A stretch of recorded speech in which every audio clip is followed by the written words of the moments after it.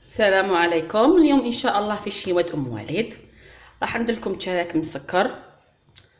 يعني وصفه روعه، نتمنى انكم تجربوها لانه يجي ذو في الفم حقيقه، يجي روعه. واش راح نحتاج؟ انا حندير كميه قليله كما عودتكم، ودائما اللي تحب تجرب كميه قليله ولا نجحلها ضعف المقادير. واش راح نحتاج؟ اذا راح نحتاج 125 غرام مارغرين طريه، زوج مغارف كبار تاع السكر كلاصي، سكر رطب. هذا كاس تاع اتاي، يعني ما كاش بيت جزائري ما عندوش هذا الكيسان هذو. راح نحتاج منه كاس تاع الزيت، وكاس تاع المزهر، مغرف صغيره تاع لافاني، ومغرف صغيره تاع خميره الحلوه، ونلموها بالفرينه، والقرصه تاع الملح. هنا الحشو راح ندير لنا الكاوكاو حمصته وطحنوه يعني ناعم جدا كما رانا نشوفوا، باش لافاس تاعنا تجي شابه وتجي بنينه. الان راح نبدا بالعجين. هو الاول انا اليوم راح نخلطها بلو باتور، تقدري تخلطيها بيدك عادي. اذا راح ندير هنايا الزبده لا مارغرين، نزيد لها سكر كلاصي، كاس تاع اتاي تاع الزيت،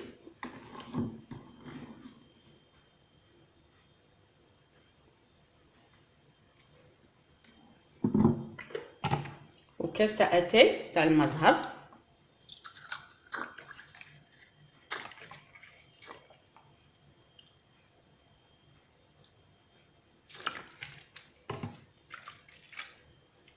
مور صغيره تاع لافاني،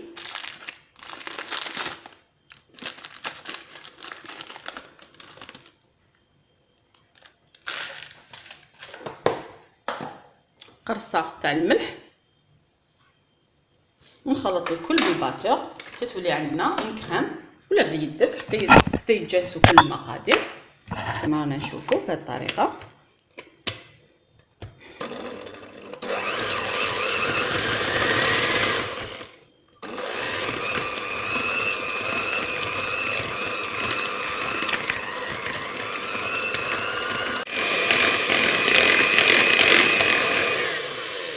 هاو الخليط انسجم عندنا. تقدروا تستعملوا هذه العمليه بيد، يعني ماشي لازم لو باتور، لكن فقط باش نسهلوا علينا العمليه. هنا راني درت هنا واش راح نزيد الفرينه، شويه كميه تاع الفرينه حاجه قليله، وندير عليهم مغرف صغيره تاع خميره الحلوه.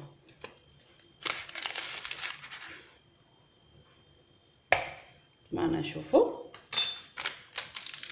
يعني الا ضاعفتوا المقادير راح ديروا كيس كامل تاع خميره الحلويات. هنا انا درت نصف الكميه. اذا ندير مغرف صغيره ونبدا نلب في العجينه تاعنا كيما لاباط صابلي عادي، ما تعجنوهاش، لموها فقط غير بصبعتينا. ونزيد الفرينه تنحصلوا على عجينه تكون طريه، ما نيبسوهاش بزاف.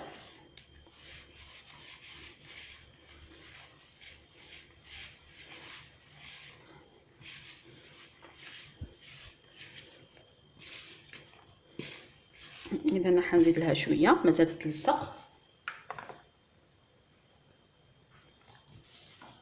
هنا ما نقدرش نعطيكم الكيل تاع الفرينه بالضبط، لانه كل وحده والكيس تاع الشاي تاعها شحال. يعني هنا كي تتلم لكم كيما لاباط صابلي راح تحبسوا الخلاط كما رانا نشوفوا. هنا راح نزيد لها كميه قليله ماشي بزاف، ونلمها.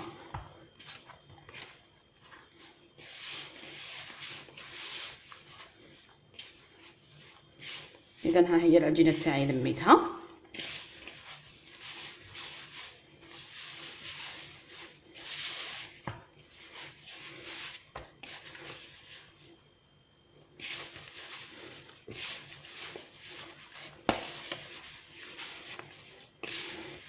اذا ها هي العجينه تاعي هاي واجده.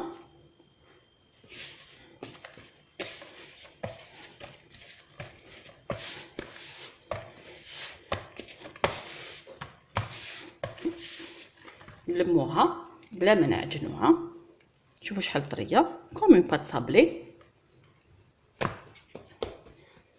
نخلوها تريح شويه. في هذاك الوقت راح نوجد لافارس تاعي. اذا ها هو الكاوكاو، قلت لكم نطحنوه مليح، لازم يكون رقيق باش يجيكم الحشو تاعكم شباب.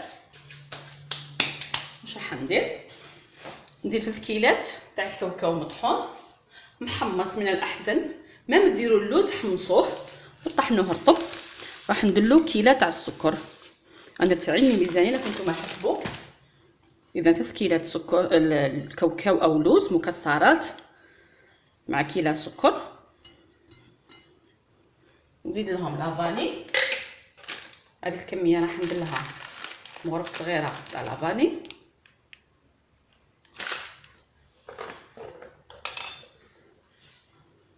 انا ما نحبش ندير القرفه لانه هذه الحلوه الا طولت لو غو تاع القرفه راح يتبدل، ما راح يعطي غو شباب في الحلوه تاعنا. يعني الا تستهلكوها ثمثم تقدروا ديروه، لكن الا طولت راح يتبدل هذاك الطعم تاع القرفه. ونلمها بالمطهر، نديروه غير بشويه وخلطوا كما راكم تشوفوا.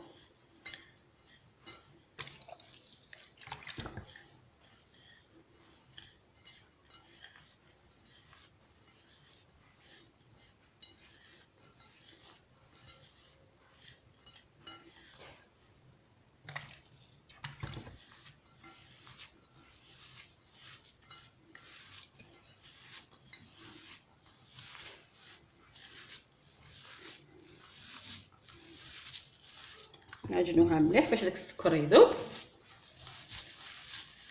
والحشو تاعنا ما يجيناش يابس. كما رانا نشوفوا نديرو هكذا يشكل عندنا. اذا هنا راح نحبس الخلاط وندوز مباشره العمليه تاع تشكيل التشارك تاعنا. الان ندوزو لطريقه تاع تشكيل التشارك المسكر تاعي. انا عملته كويرات صغار دائما العجين باش تجيكم الخدمه سهله. عملوها كرات صغار. نحكم الكره على شكل حربوش في يدي بهذه الطريقه. انا دائما نستعمل كيس بلاستيكي باش هكا العجينه ماش راح نزيد لها الفرينه وما تنشفليش. نفتحها شويه بهذه الطريقه ونعرضها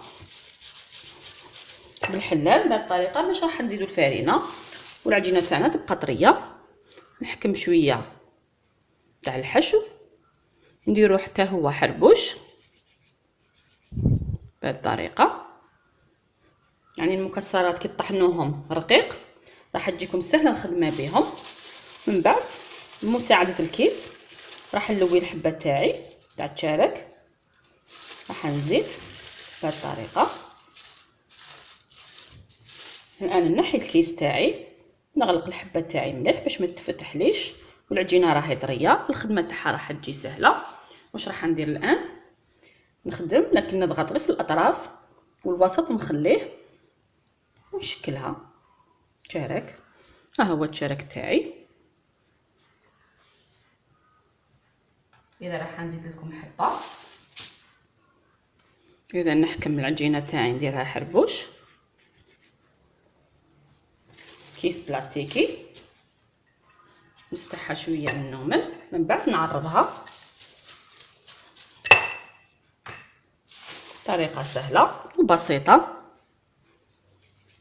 باش المبتدئات معنا راح تجيهم الخدمه سهله. ندير الحشو تاعي في الوسط ونبدا نغلق بهذه الطريقه. نغلقوا العجينه الاول ونبدا يعني نضغط في الاطراف فقط لكن في الوسط لا. ونشكل الحبه تاع التشارك تاعي. ها هي. اذا انا راح نكمل كامل العجينه تاعي ونلتقي فيما بعد ان شاء الله. اذا ها هو التشارك تاعي بعد ما كملته راح نديرو يطيب في الفرن على 180 درجه.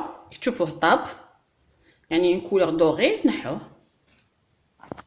الان كما راكم تشوفوا هاو طاب التشارك تاعي وخلوه حتى يبرد مليح باش تسكروه لان العجينه راح تجي بزاف مبسه وتجي بزاف طريه.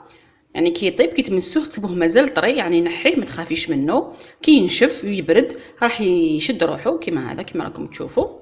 واش راح ندير انا؟ راح نسكرو. كيفاش راح ندير هنا؟ يعني لكل كاس تاع ما زهر نديرلو 3 مغارف كبار تاع السكر كلاصي. هذا اللي حنسكر فيه الشرك تاعي، يعني ماشي حنخدم له ان سيرو. طريقه سهله وناجحه ان شاء الله تعجبكم. اذا واش راح ندير هنايا؟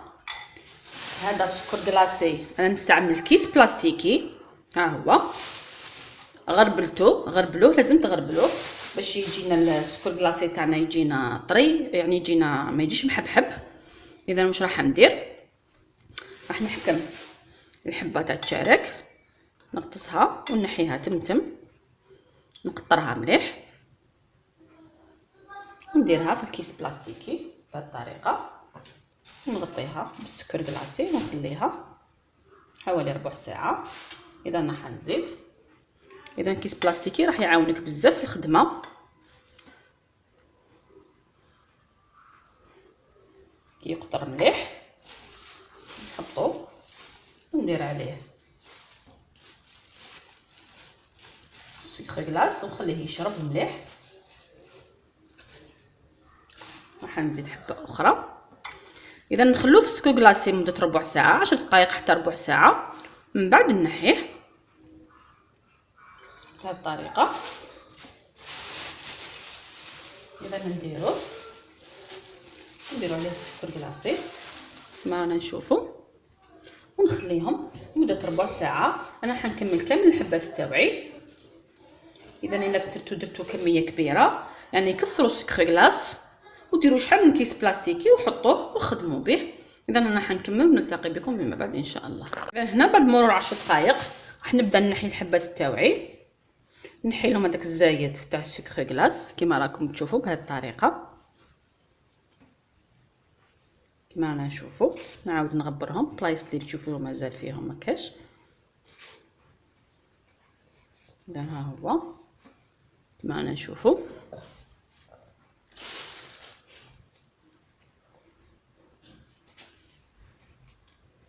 اللي تحب تسكروه مره ثانيه تقدر تزيد، ما فيش احراج.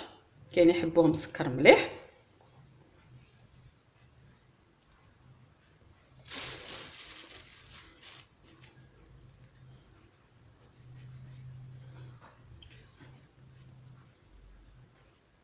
ها هو الشرك مسكر تاعنا. الان واش راح ندير؟